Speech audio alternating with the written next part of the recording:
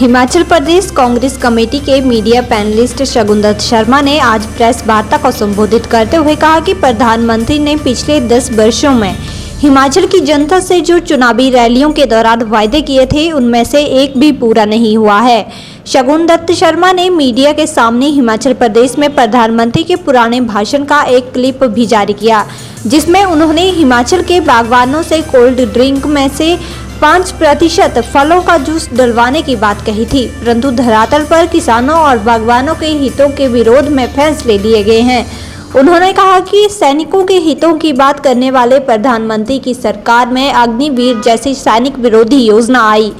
पर्यटन के क्षेत्र को बढ़ावा देना तो दूर, आपदा के बाद हिमाचल के टूरिज्म को पटरी पर लाने के लिए भी केंद्र सरकार का योगदान शून्य रहा है। शगुनदत्त शर्मा ने कहा कि लद्दाख में 65 में से 26 पेट्रोलिंग पॉइंट पर चीन ने कब्जा कर लिया, जो केंद्र सरकार की लापरवाही का नतीजा है। शगुनदत्त ने कहा कि प्रदेश से पिछले 10 वर्षों में 2 व्यक्ति केंद्र सरकार का हिस्सा बने, परंतु किसी का कार्य संतोषजनक नहीं रहा।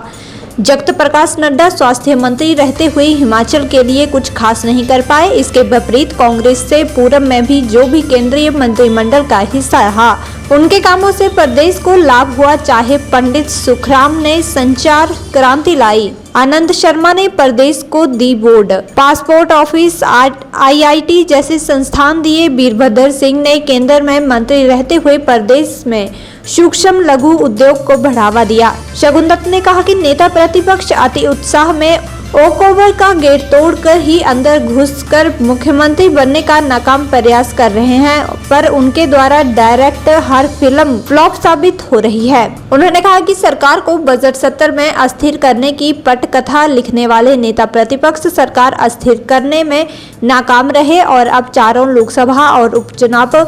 की 6 सीटों में भाजपा जब हारेगी, उसके बाद शायद अब उनकी नेता प्रतिपक्ष की कुर्सी बच पाएगी। शगुनदत्त ने कहा कि जयराम ठाकुर नेता प्रतिपक्ष रहते हुए अपनी भूमिका भूल कंगना रनौत के स्टेज को हैंडल करने की भूमिका मात्र में रह गए हैं। पूरे नहीं होने वाले, क्योंकि उनकी हर फिल्म जो है वो बुरी तरह जो है वो फ्लॉप हो रही है, जिसको भी वो डायरेक्ट कर रहे हैं। पहले उन्होंने सरकार गिराने की कोशिश की, वहां फ्लॉप हुए, और आज की डेट में वो नेता प्रतिपक्ष न होकर मात्र कंगना रनौत के जो है वो स्टेज हैंडलर बन गए हैं। और हम तो ये कह रहे हैं कि आज वो नेता प्रतिपक्ष है, हो सकता है कि महीने के बाद उनके पास ये पद भी ना रहे। ये चुनावों के दौरान माननीय प्रधानमंत्री जी ने हिमाचल की जनता से 3 विषयों को लेकर जो थे वो वादे किए थे। उन्होंने कहा था कि मैं पेप्सी और कोक से बात करूंगा कि वो जो एरेटेड वाटर देते हैं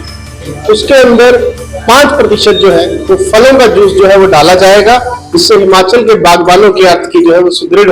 होगी। तो हम मीडिया के माध्यम से आज ये पूछ रहे हैं कि वो किस किसान, किस बागबान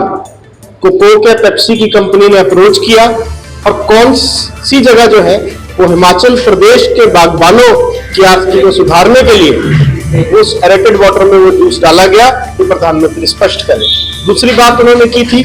कि हम सैनिकों की सुरक्षा पे, क्योंकि हिमाचल वीर भूमि है, तो वो सैनिकों की सुरक्षा पे जो है वो ध्यान दे रहे हैं। जबकि इसके विपरीत वो अग्निवीर योजना को लाए, जिसके अंदर मात्र 6 महीने की ट्रेनिंग के बाद जो है वो हमारा जो युवा है उसको आप जो है वो विरोधी सेनाओं के समक्ष जो है वो भेज दें और 22 साल की उम्र में उसको रिटायर कर दें। तीसरी बात उन्होंने की थी कि मैं हिमाचल के टूरिज्म को बढ़ाने के लिए विशेष जो है वो सहायता करूंगा। तो जबकि इसके विपरीत जब आपदा आई और हमारे जो टूरिज्म के क्षेत्र हैं, चाहे मनाली है चाहे कुल्लू है, वहां जो भयंकर आपदा से नुकसान हुआ, उस समय भी माननीय प्रधानमंत्री जी ने जो है वो हिमाचल की ओर देखा तक नहीं, जिसको वो अपना दूसरा घर कहते हैं। परंतु हिमाचल के लिए कोई विशेष सहायता जो है केंद्र सरकार की ओर से नहीं की गई। तो इन सब मुद्दों को अब जब